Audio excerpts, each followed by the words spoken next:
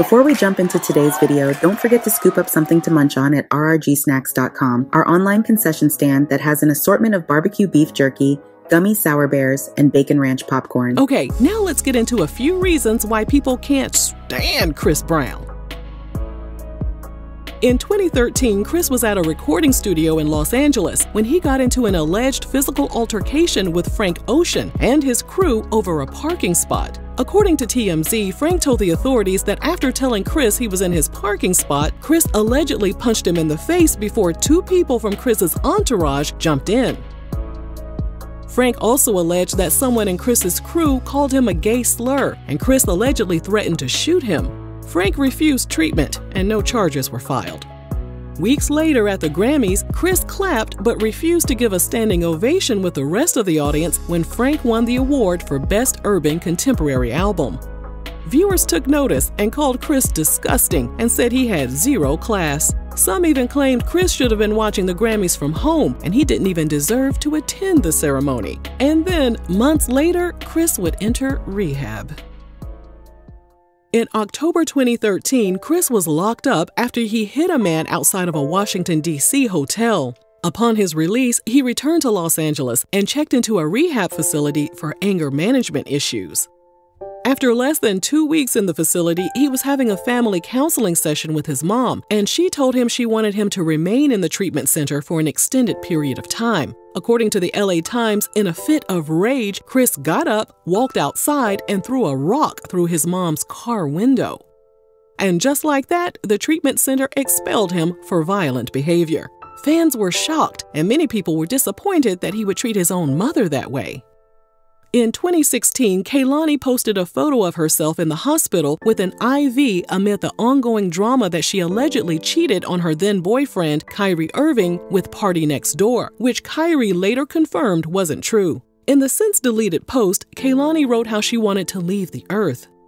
Chris decided to throw his 2 cents into the mix by tweeting that there was no such thing as attempting to take your own life. He added that Kehlani was just flexing for the gram and doing things for sympathy so people would stop leaving negative comments on her social media account.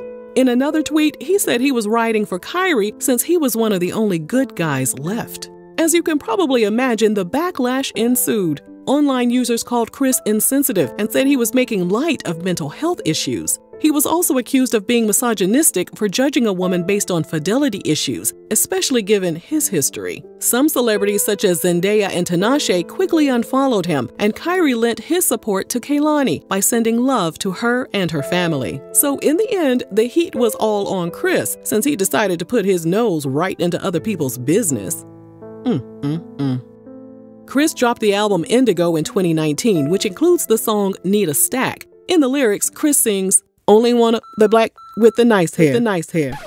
You would think he would have understood the implications of having lyrics like that. He couldn't think of anything else to say. No one in his camp told him that saying something like that might tick off some people?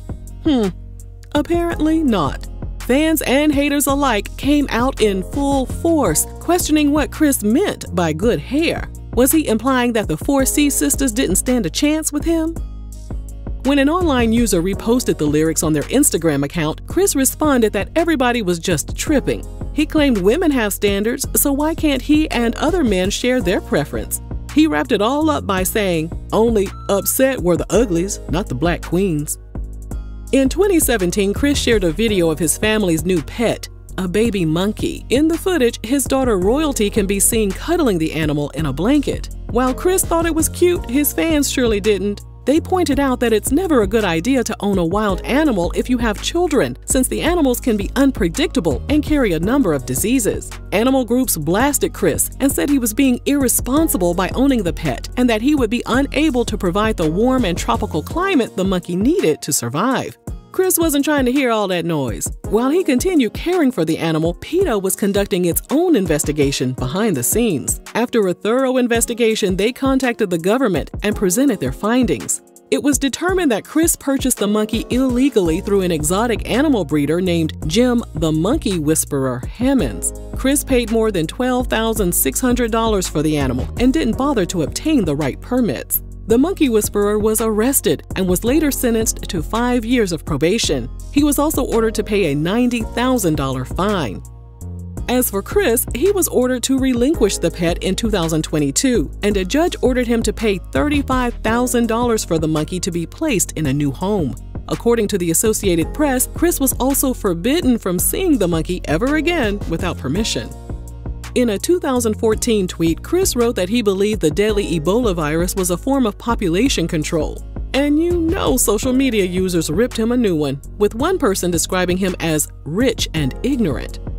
According to the Toronto Sun, even charity workers were livid as they accused Chris of being thoughtless and encouraged him to think before he tweeted. A Red Cross spokesman said Chris was endangering lives with his reckless words, and instead of spewing nonsense on social media, they encouraged him to donate to the cause to save lives. Chris wasn't fazed by the backlash, though. He responded by tweeting that he would say whatever he wanted, and the haters could suck his… yeah, no thanks. Unfortunately, Chris has a history of domestic issues. Everything came to the forefront after he got physical with Rihanna in February 2009. Chris told The Guardian after he saw the photo of her injuries, he was shocked and felt like a monster. He and Rihanna reconciled and briefly rekindled their romance. In 2017, his ex-girlfriend, Karrueche Tran, was granted a 5-year restraining order, according to TMZ. In a sworn statement, she claimed Chris had gotten physical with her several times during their relationship, and he allegedly threatened to take her life and harm her friends. A year later, he was ordered to stay away from another woman. According to E! Online, the woman was issued a temporary restraining order after she accused him of stalking and harassing her. Following all of the things he's been accused and convicted of, people have been begging for Chris to get canceled for years. However, some people in the industry still have his back. What do you think about Chris today, like where he's at now? I'm proud of him. I'm very proud of Chris because what a lot of people fail to realize and forget about artists and entertainers that we're human beings. You know what I'm saying? We go through a lot. After recording the song How Does It Feel for Chloe Bailey's debut solo album, Chloe received a wave of criticism. Keely Williams tweeted her disapproval of the collaboration by writing that Chris should come out with his own records and stop relying on the brilliance and talent of the very black women he hurts. She also called out black women for continuously giving him passes. Chris took a few shots at Keely and clowned her for having a lisp. Then he took to his Instagram story to write that he was tired of people hating on him and bringing up his past. To further prove his point, he decided to bring up that he's not the only person with domestic issues and threw Blueface and Krishan Rock under the bus. He said they didn't get the same treatment as him, and people tuned in every week to watch them get into it. Perhaps they keep bringing up his past because he continues to display what many perceive to be problematic behavior. Chris celebrated his 34th birthday on May 5, 2023, and his friend Usher hosted a skate party for him in Las Vegas. What was supposed to be a joyous occasion reportedly turned into some drama. A source told Hollywood Unlocked that Chris was under the influence and allegedly got loud and disrespectful with Teyana Taylor, so several people, including Usher, intervened to defuse the situation. Chris didn't like that and allegedly called Usher a coward. According to TMZ, Chris cursed at Usher and Teyana, but directed most of his anger toward Usher. Finally, Chris was ready for his crew to roll out, but as they headed out, Usher followed them. According to TMZ, they ended up behind a line of charter buses, and when they re-emerged, Usher had a nose injury. Usher? Out of all people, Usher. Girl. When the story hit the internet, online users stated Chris had finally crossed the line. Despite all the good music he has provided throughout the years, they were ready to cancel him for good. But later, Usher posted a video, and he didn't appear to have any kind of injuries to his face. So did they really get into an altercation, or was it all a bunch of fake news?